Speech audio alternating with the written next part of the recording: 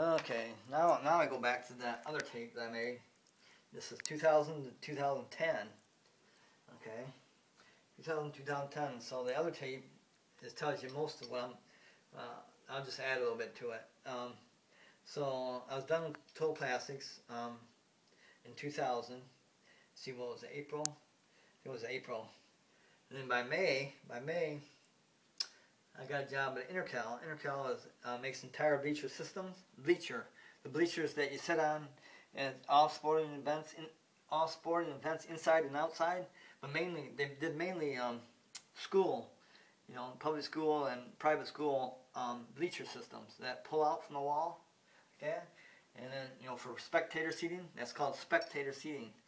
Okay, so and all the steel underlayment of it, and you pull it out like this. And then you push it back in for floor space, so you have room to like public schools, so you have room to do other things. But they did have the roll up, roll out, and roll in. All public schools do. So when there's a tornado outbreak, it hits different public schools or schools period, colleges or private schools. They do all bleacher systems, so inside and out. So I was the material handler, and I was responsible. Well, I was mainly the material handler, but sometimes I was a checker. The checker is a material handler that makes sure everything is on the truck, by a checklist. All the hardware, all the horses, all the seating, all the everything. And you can have three types of seats. You can have steel, plastic, or wood. And we had all steel, or except for the steel seating, we did the steel seating there.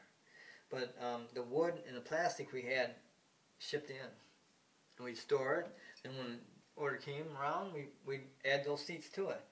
But we made all the horses there. That's the L shape with these things sticking out. This guy called it a certain thing. He called it a certain thing, and the thing's sticking out. You got things sticking out of it. But every seat height, and it can go up to 30 feet high, and it can be this wide, and this thick. Tubing, a square tubing. It's not square, but it's oblong square tubing. But and we cut it, we weld it, and we paint it. Or dip paint it, or spray paint it, spray paint it, or dip paint it. So we had a dip. It probably went 7 or 8 feet deep of paint, and it went on a conveyor like this. And what it did is go down in the dip and go up, and then we had fans up by the ceiling, and it blew on the part. And by the time it got around, it was all dry, and we'd stack it. We stack a bunch of them, hundreds and thousands of them. But it'd go on a conveyor like that. But before that, they'd be cutting it and drilling it and welding it, and then it goes to the paint.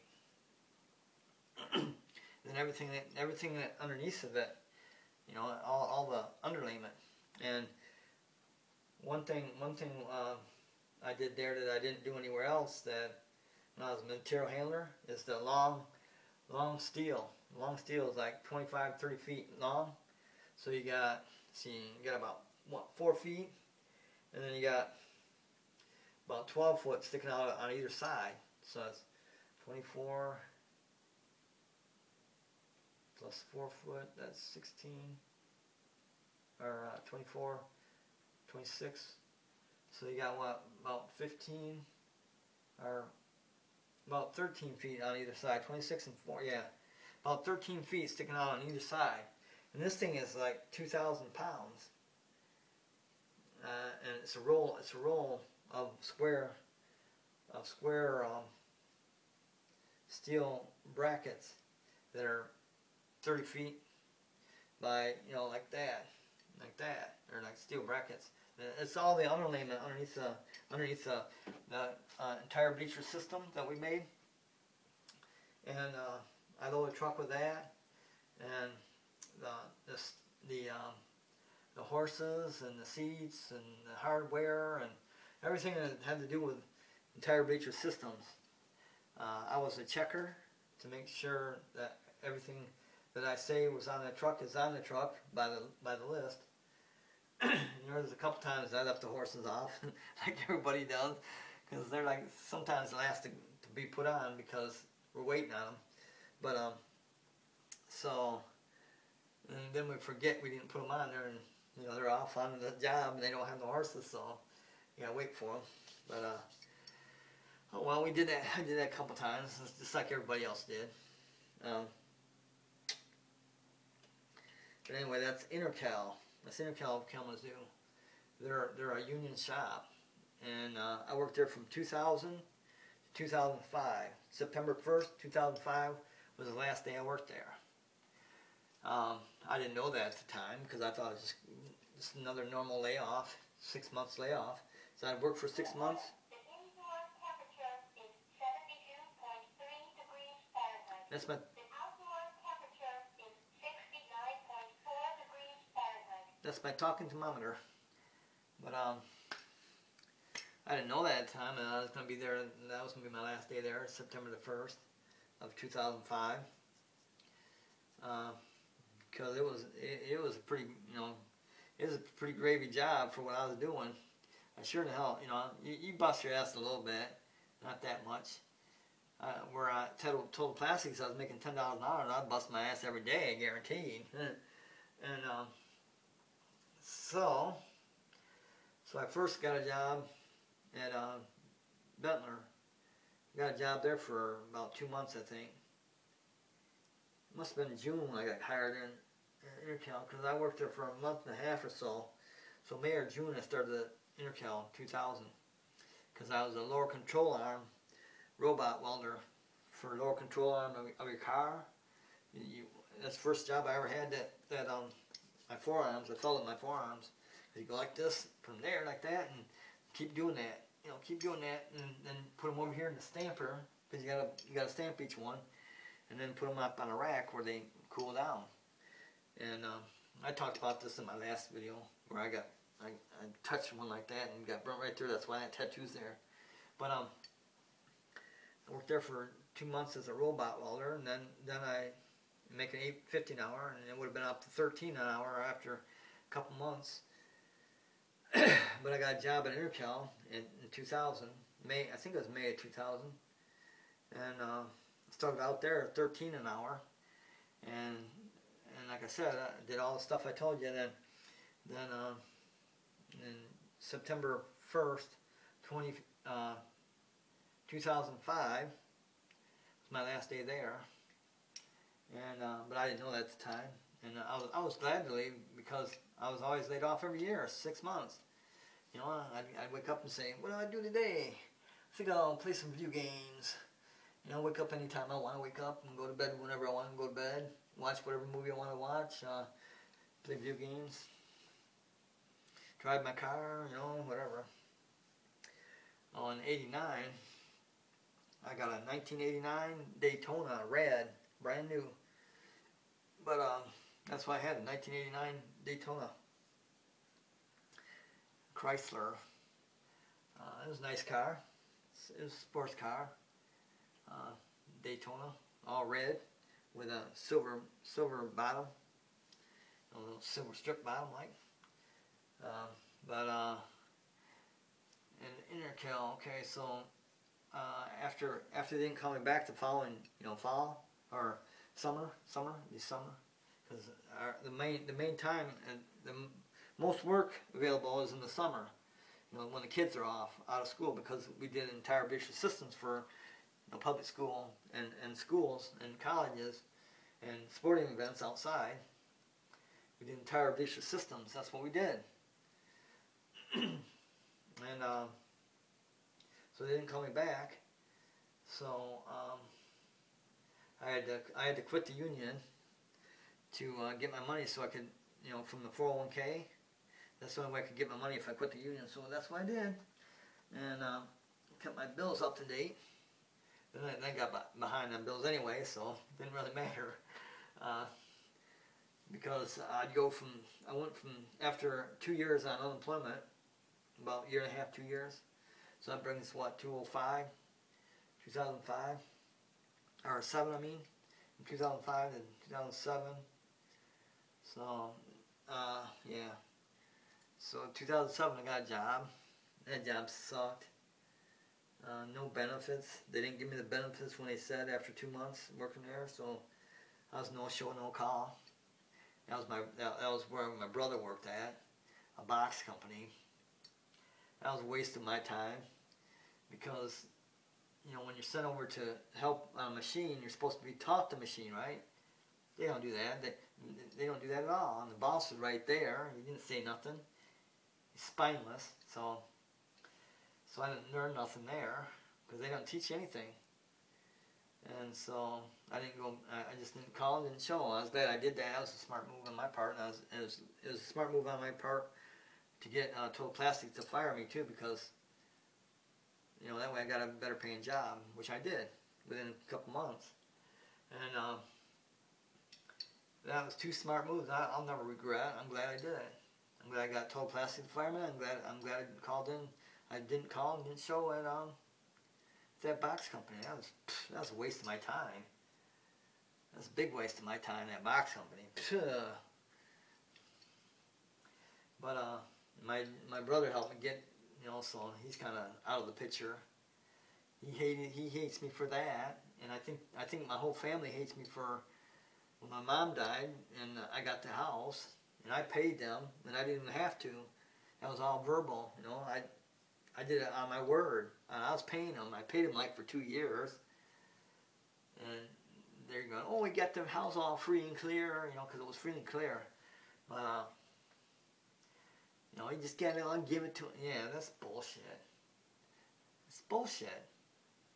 Yeah, I got the house free and clear, but I paid them. I paid them 2 years, and I didn't even have to do that. My mother, matter of fact, before my mother died, she said, "Yeah, don't do what I did, and pay them a dime, because she says who gets the house."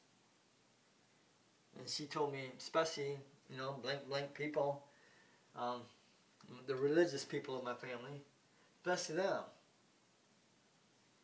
And she was dead right, because my sister, they got a thing that I made up, saying I'd pay them this and that after a certain amount of time, which I lived up to my agreement, and I didn't have to. It wasn't legally binding. It wasn't legally binding at all, and they found that out because they went to the lawyer trying to say, "Oh, we're going to sue this guy, and you're going to sue me for part of their, what they deserve," which they didn't deserve nothing, because my mother said, "Don't do it. Don't pay them a dime. Don't even pay them a dime." That's what she said. Especially the religious people, and them were the people that complained about it and went to their lawyer, and they're the only ones. My two brothers, shit, they said, "Oh, okay, whatever." They might not believe me, but they said whatever. They don't have a leg to stand on, and they know it. But my sister now, she was a different story. Her husband, oh, I wanted to get him a piano. Whoopee, work for it. But they're going, "Oh, he got the house all free and clear." I did. I got the house free and clear, but I didn't have to pay them a dime, and I paid them money like I said I was going to pay. Like my contract that I wrote up, which wasn't legally binding, because you got to have a secretary. You have the Secretary of State sign it. The lawyer sign it. You got a couple other people sign that, witness, to have it legal and binding, and that never happened, never did. I just made it up and said, "Here's what I'm gonna pay," and I did. I held true to it. And them guys, they hate me because I got the house free and clear. "Oh, I got the house free." I tried to make other things work, because I already owned four. I already owned 4 houses. I owned 4 other houses other than one I was living in, for rental property, and that didn't work out, so I filed bankruptcy for the first time. And I filed bankruptcy in 1992, 2002, and 2011. So I filed bankruptcy in 1992, relieved myself of all the houses and all responsibility. And then or 2002, I relieved all my responsibility of my other debts I had. And then 2011, I relieved my responsibility to the house that I lived in. And see, this is 2000 to 2010. 2010. So, okay, my next video will tell about that, because that happened in 2014. But I was a landlord for 6 years, from 86 to 92. 1986 to 1992, I was landlord. I owned 5 houses at the time. At the end of the about a year and a half, 2 years before I filed bankruptcy and rejected them all. I had 5 duplexes, but so the free and clear house, you know, that was nothing. And I'll tell you about that in my next video, because that's part of the 2011 to 2015 or 2020. I'm going by the decade, so okay, that's it. That's from 2000 to 2010, and I owned 3 new brand new cars. One was the 1989 Daytona. That was my first brand new car. 1989 Daytona. That's when my mother was still alive. I got that, and then I got a what was that? It was a Hyundai. A Hyundai. Was it a Hyundai? Yeah, it was a Hyundai. It was a 1999. It was 1999 Honda. I traded the, or no, I sold the Daytona, and then I got into a, I got into a used car, 1987. 1987 some kind of car. I forget. It was a Chrysler. I sold that and then got into 1997. Then got the 1999 Hyundai, and then got the 2001 Kia Sophia, and I sold that on Craigslist. Was it Craigslist? I think that was before Craigslist. No, I didn't sell that on Craigslist. I sold that through a car, because that was before Craigslist.